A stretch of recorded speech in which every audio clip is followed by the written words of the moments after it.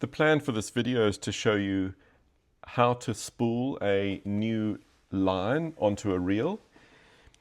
In this particular case, I'm going to put on the Amplitude smooth creek trout line in a weight forward 3 floating. This is a line that is a whole line weight overweighted. So this is actually a 4-weight line. One of my favorite rods is a slightly older RL Winston. It's a Super 10 foot for a 3-weight. And for a while I've been thinking about what type of reel I should fish with on this particular rod. This absolutely stunning rod has been replaced in the RL Winston lineup by a rod called the RL Winston Reach, which is actually only available in a 4, 5 and 6 weight. So this is obviously a 3-weight, a legacy item of the past. I've typically fished this rod with a much lighter Ross LTX reel in a size 3/4, and this is a Ross San Miguel reel, also in size 3/4, and it's going to be a slightly heavier reel. I've got to be honest, I don't really buy into the whole concept of balancing the rod and the reel at all. Nevertheless, though, I'm going to see if this combination is perhaps more enjoyable to fish. If nothing else, I'm just experimenting with different weight reels on this particular rod. This rod is actually a specialist rod for lake fishing. It's not a Euro-nymphing rod, although I did buy it initially for Euro-nymphing. And I very effectively Euro-nymphed with it before I bought my Contact 2 10-foot 9 for a 3-weight.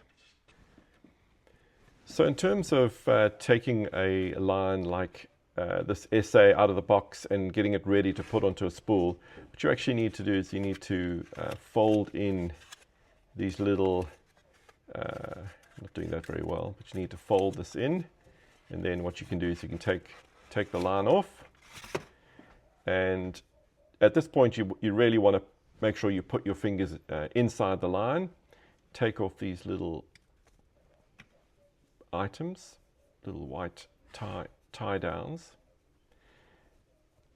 and then what you want to do is very, very carefully identify what is the back of the line. Normally there's a marker on it, but in any case this is the back of the line, and then you want to literally loop by loop you want to pull this off. Do not get it tangled.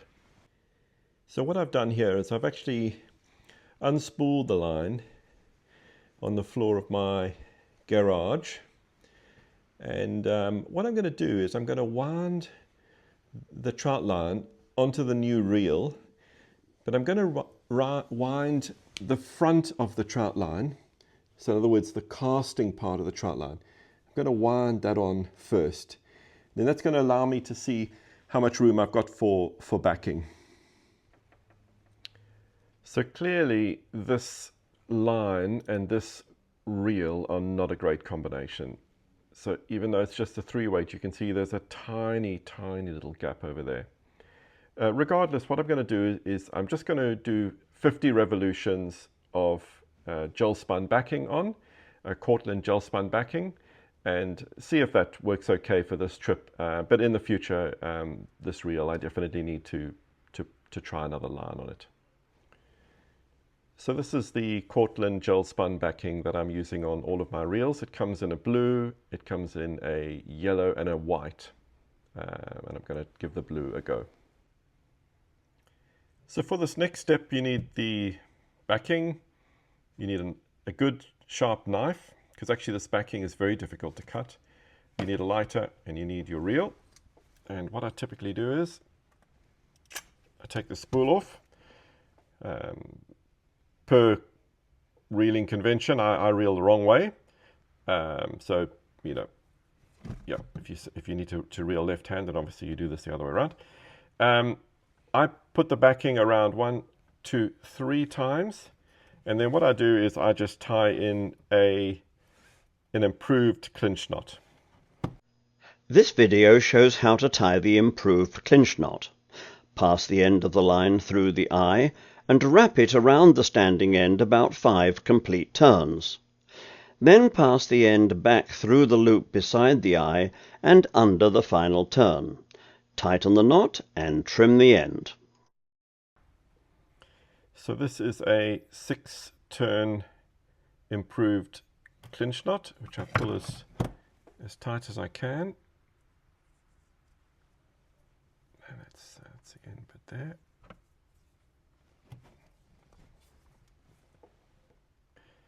I then cut the tail off, the extra bit, and I leave a little tag of about 4 millimeters.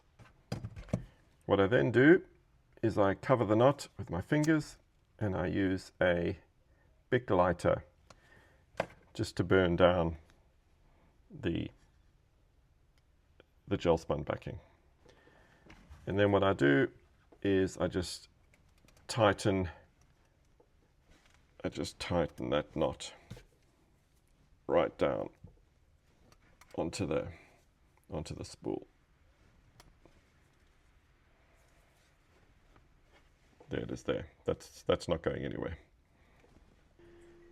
So for this next step, I use my coffee machine. So there's a little dongle on the bottom of that, and I just put that into the gel spun backing like so.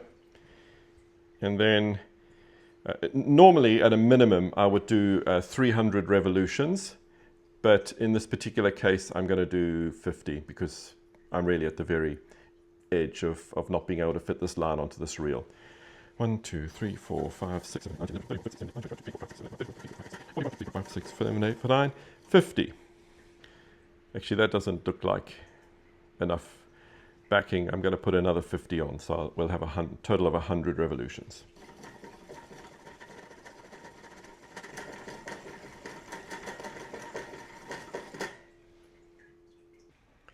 So here's my reel with 100 revolutions. Here's the backing. I'm just going to cut the backing. And then into this end here, I'm going to tie a triple surgeon's knot. The surgeon's loop is a nice, strong, reliable loop knot used in fishing. And the best thing about it is it's easy to learn how to tie. To tie this knot, we'll just put a bite in our line, just like that. And then we'll just use this as if it was one strand of line, and we'll just put a loop, an overhand loop in our line like that, and then we'll tuck it through as if we were tying an overhand knot, and then we'll just tuck it through one more time to do a double overhand and pull the whole thing tight.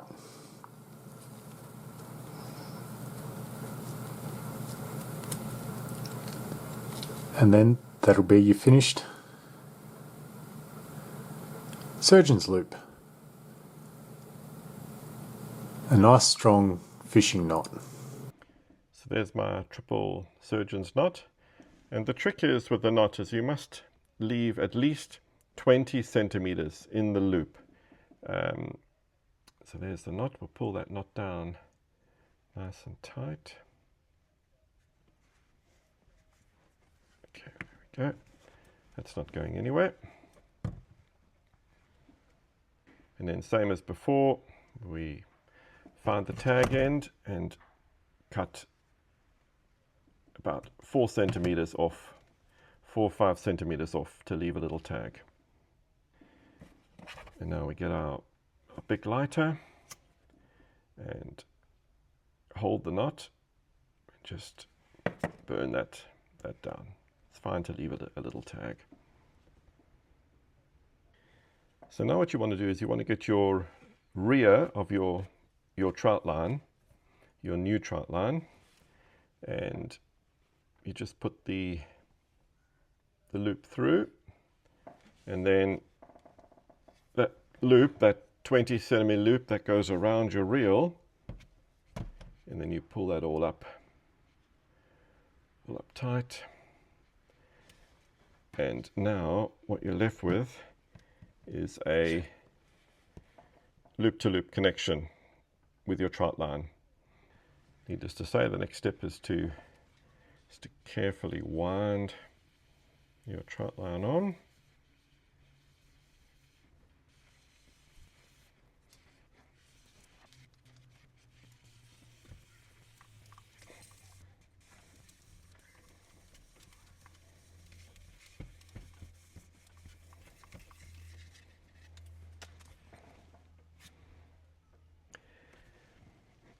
So be clear that that gap there, that's not enough. And I need to do something about that. But I'm off to Uncle Billy's in the next, going to leave in the next hour or so.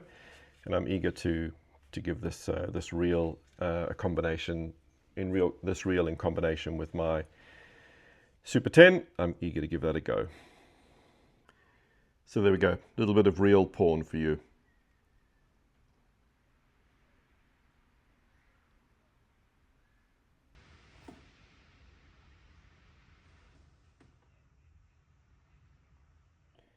So let's weigh the reel and line combination.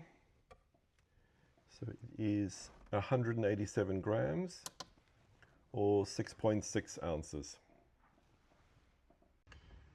One of the interesting artifacts of this gel spun backing is it definitely leaves a colored mark on your fingers. Guys, it's not about dating the cool guy. Not anymore. It's about dating the gadget guy. It's about dating the gadget guy. He's prepared, dude, and he fixates on things, but it's like really endearing. And he can camp. And he loves to fish and be outdoors. And like, you think he's up to no good, but like in reality, he's just like building a shelf and digging a hole.